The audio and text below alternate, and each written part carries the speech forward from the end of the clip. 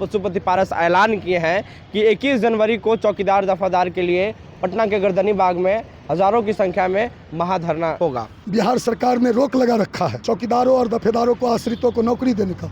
उस मांग को लेकर पारस बाबू के नेतृत्व में हम लोग उस दिन आवाज बुलंद करेंगे और सरकार को झुकाने का काम करेंगे। सरकार को चौकीदार और दफेदार की मांग को मानना पड़ेगा। इस तरह हम सरकार को उस दिन झुकाने को, सरकार को मजबूर कर देंगे कि बिहार के चौकीदार और दफेदार की मांग को आप अविलंब मानो। यह जुल्मी सरकार या जुल्मी प्रशासन आदि दफेदारों चौकीदारों पर उस दिन लाठी चलाएगी, पासवानों पर लाठी चलाएगा या पटना पुलिस, तो पारस बाबू लाठी खाने के लिए भी तैयार है। लेकिन जो बिहार का चौकीदार और दफेदार जो पासवान के घर में चूल्हा बुझा हुआ है, उस चूल्हा को जलाने का हम काम करेंगे। पुलिस वाला गुंडा है पटनिया पुलिस।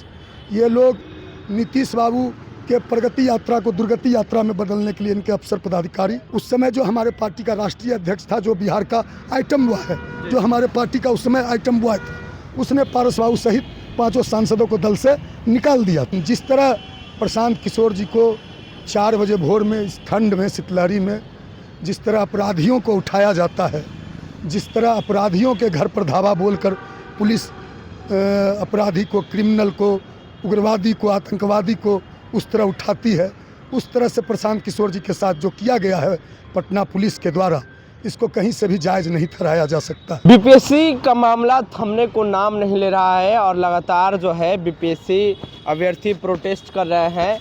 और एक और जो मामला है, बीते कुछ महीना पहले आप देखे होंगे कि जिस तरीके से चौकीदार दफादार के लोगों को बिहार सरकार की तरफ से एक नोटिस जारी कर दिया गया और ये कहा गया कि ये अब पासवान समाज के लोग चौकीदारी नहीं करेंगे। और बीपीएससी का मामला में प्रशांत किशोर लगातार धरना दे रहे थे गांधी मैदान के अंदर में। आज 4 बजे सुबह उनकी पुलिस गिरफ्तार कर लिया। हमारे साथ बात करने के लिए सरवन अग्रवाल हैं, रालोसपा के राष्ट्रीय प्रवक्ता हैं और पशुपति पारस के काफ़ी करीबी नेता हैं। वो सर, कैसे देख रहे हैं आप जिस तरीके से ये जो मामला सब चल रहा है बिहार में बीपीएससी को लेकर? नहीं, 13 दिसंबर को बीपीएससी की 70वीं पीटी की परीक्षा हुई थी और उसमें धांधली स्पष्ट रूप से सामने आया था। तो 14 दिसंबर से ही सारे छात्र सड़क पर थे और अभी भी गर्दनी बाग में अनशन कर रहे हैं। लगातार आंदोलन जारी है, जबकि सरकार ने, राज्य सरकार ने और बीपीएससी ने छात्रों की मांग को अनसुनी करते हुए, दरकिनार करते हुए और सारे नियम कायदे कानून को ताक पे रखते हुए 4 जनवरी को एग्ज़ाम लिया 12,000 छात्रों का। उसमें से भी आधे से ज़्यादा छात्रों ने एग्ज़ाम का बहिष्कार किया। 50% से भी कम जो बीपीएससी का आंकड़ा है उसके मुताबिक 50% से भी कम छात्र यहाँ एग्ज़ाम देने पहुँचे थे 4 जनवरी को। और उन्होंने भी कहा था कि री एग्ज़ाम होना चाहिए और हम लोग भारी मन से एग्ज़ाम देने आए। तो प्रशांत किशोर जी और चाहे कोई अन्य दल के नेता आंदोलन कर रहे हैं। विचार अलग अलग हो सकता है, विचारधारा अलग अलग हो सकती है, पार्टियां अलग अलग हो सकती है, लेकिन जो मुद्दा है, जो इशू है, वह बिहार के 4,80,000 छात्रों ने जो एग्ज़ाम दिया था, प्रश्न पत्र डाउनलोड किया था, उसके भविष्य का सवाल है। उसके भविष्य के साथ राज्य की सरकार और बिहार लोक सेवा आयोग पूरी तरह से खिलवाड़ कर रहा है। तो हम पूरी तरह से, हमारी पार्टी शुरुआती दिनों से ही 14 दिसंबर से ही हम लोग पूरी तरह से छात्रों के साथ हैं। छात्रों का जो 5 मांग है, छात्रों का जो 5 डिमांड है, उसके साथ हमारी पार्टी पूरी तरह से खड़ी है। ये प्रशांत किशोर के प्रशासन आज उठा ले गई है 4 बजे सुबह गांधी मैदान से। देखिए, प्रशांत किशोर जी जनसुराज के नेता हैं, जनसुराज के संस्थापक जी। लेकिन जिस तरह हमारा दल अलग है, उनका दल अलग है, विचारधारा अलग है, रास्ते अलग है, लेकिन जिस तरह प्रशांत किशोर जी को 4 बजे भोर में इस ठंड में शीतलहरी में जिस तरह अपराधियों को उठाया जाता है, जिस तरह अपराधियों के घर पर धावा बोलकर पुलिस अपराधी को, क्रिमिनल को, उग्रवादी को, आतंकवादी को उस तरह उठाती है, उस तरह से प्रशांत किशोर जी के साथ जो किया गया है पटना पुलिस के द्वारा, इसको कहीं से भी जायज़ नहीं ठहराया जा सकता है। आदरणीय नीतीश कुमार जी बिहार में प्रगति यात्रा पर निकले हुए हैं, आज भी वह वैशाली में प्रगति यात्रा पर है, लेकिन उनका जो पटना पुलिस है, जो उनके बिहार के पदाधिकारी हैं, अफसर हैं, वह पूरी तरह से निरंकुश है।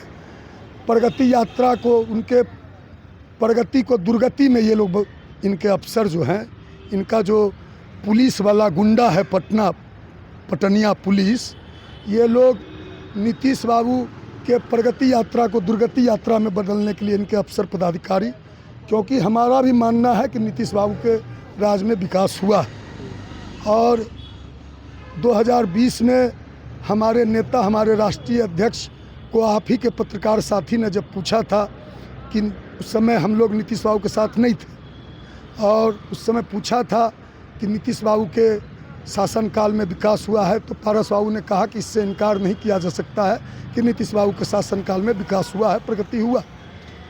उसी की कीमत पारस बाबू को चुकानी पड़ी थी। उस समय जो हमारे पार्टी का राष्ट्रीय अध्यक्ष था, जो बिहार का आइटम बॉय है, जो हमारे पार्टी का उस समय आइटम बॉय था, उसने पारस बाबू सहित 5 सांसदों को दल से निकाल दिया था। तो निश्चित रूप से इनके जो अफसर हैं, नीतीश बाबू के जो पदाधिकारी हैं और जो रिटायर पदाधिकारी, रिटायर अफसर जो बिहार को चला रहे हैं, तो निश्चित रूप से छात्रों के साथ अन्याय हो रहा है, जुल्म हो रहा है, छात्रों की मांग को अनदेखी की जा रही है और छात्रों के आवाज़ को लाठी के बल पे कुचला जा रहा है। तो लोकतंत्र में, डेमोक्रेसी में, प्रजातंत्र में, जनतंत्र में सबको अधिकार है धरना देने का। चाहे गांधी मैदान की बात हो, गांधी मैदान हो, चाहे कोई भी जगह हो। गांधी मैदान कोई सार्वजनिक प्लेस नहीं है, गांधी मैदान तो कोई रेलवे स्टेशन नहीं है, कोई रोड नहीं है। वहाँ गांधी मूर्ति के नीचे बैठ के यदि कोई धरना दे रहा था तो इसमें जिला प्रशासन को कोई आपत्ति नहीं होनी चाहिए। अब एक और सवाल ले लेते हैं। आपके जो राष्ट्रीय अध्यक्ष हैं, आपके नेता पशुपति पारस ऐलान किए हैं कि 21 जनवरी को चौकीदार दफादार के लिए पटना के गर्दनी बाग में हज़ारों की संख्या में महाधरना होगा। हाँ, करीब 10,000 से ज़्यादा 21 जनवरी को आप भी सादर आमंत्रित हैं जी। और जो हमारे बिहार के चौकीदार हैं, दफेदार हैं, रखवार हैं, उसमें 90% पासवान जाति के लोग आते हैं। तो हम लोग तो अम्बेडकरवादी हैं, कुछ लोग हिंदूवादी होने का दम भरते हैं, लेकिन हम लोग प्योर अम्बेडकरवादी हैं। हम लोग हिंदूवादी नहीं हैं। हिंदू कोई धर्म नहीं है, सनातन धर्म है और हमारा जो धर्म है, अम्बेडकर साहब द्वारा जो रचा हुआ संविधान है, वही हमारा ग्रंथ है, वही हमारा जो संविधान जो है, वही हमारे लिए ईश्वर है। और अम्बेडकर साहब ही हमारे लिए खुदा हैं, ईश्वर है। तो अम्बेडकर साहब के दिए हुए संविधान की रक्षा के लिए हम लोग 21 जनवरी को दलित सेना के बैनर के तले बड़ा विशाल महाधरना करेंगे और पूरे बिहार से पासवान समाज के लोग, चौकीदार समाज के लोग, दफेदार समाज के लोग उस दिन जुटेंगे और जो बिहार के पासवानों के, दफेदारों का, चौकीदारों का जो मांग है, जो उनके आश्रितों को, जो बिहार सरकार ने रोक लगा रखा है, उनके आश्रितों को, चौकीदारों और दफेदारों को, आश्रितों को नौकरी देने का, उस मांग को लेकर पारस बाबू के नेतृत्व में हम लोग उस दिन आवाज़ बुलंद करेंगे और सरकार को झुकाने का काम करेंगे। सरकार को चौकीदार और दफेदार की मांग को मानना पड़ेगा। इस तरह हम सरकार को उस दिन झुकाने को, सरकार को मजबूर कर देंगे कि बिहार के चौकीदार और दफेदार की मांग को आप अविलंब मानो। शुक्रिया। तो ये श्रवण अग्रवाल थे और इनका साफ कहना है कि 21 जनवरी को पूरा पटना जाम हो जाएगा, क्योंकि चौकीदार दफादार का मामला है, वो उससे रिलेटेड धरना दिया जाएगा और उनकी जो मांग है वो जायज़ मांग है और इसके लिए चाहे जो कुछ भी हो, पशुपति पारस समाज के जो कुर्बानी देना पड़ेगा। लाठी आदि पटना पुलिस लाठी चलाएगी तो पारस बाबू के नेतृत्व में दलित सेना के सैनिक लाठी खाने के लिए भी तैयार हैं। वाटर कैनन से प्रहार करोगे उसके लिए भी तैयार हैं। जेल भेजने को यदि यह सरकार या जुल्मी सरकार या जुल्मी प्रशासन आदि दफेदारों, चौकीदारों पर उस दिन लाठी चलाएगी, पासवानों पर लाठी चलाएगा या पटना पुलिस, तो तो पारस बाबू लाठी खाने के लिए भी तैयार है। लेकिन जो बिहार का चौकीदार और दफेदार जो पासवान के घर में चूल्हा बुझा हुआ है, उस चूल्हा को जलाने का हम काम करेंगे। चलिए, पशुपति पारस जेल जाने के लिए भी तैयार है और उनकी आंदोलन की जो है वो लंबी लड़ाई पशुपति पारस लड़ेंगे। श्रवण अग्रवाल ने साफ कर दिया है कि अब बिहार में लगातार जिस तरीके से दलित समाज पे ये जुल्म हो रहा है, चाहे आप चौकीदार दफादार का मामला ले लें, ये सब मुद्दों को लेकर के महाधरना का आयोजन किया जाएगा। प्रतिक्रिया देने नीचे कमेंट बॉक्स में, फेसबुक पर देख रहे वीडियो को शेयर कर लें, यूट्यूब पे देख रहे हमारे चैनल को सब्सक्राइब कर लें। बहुत बहुत धन्यवाद।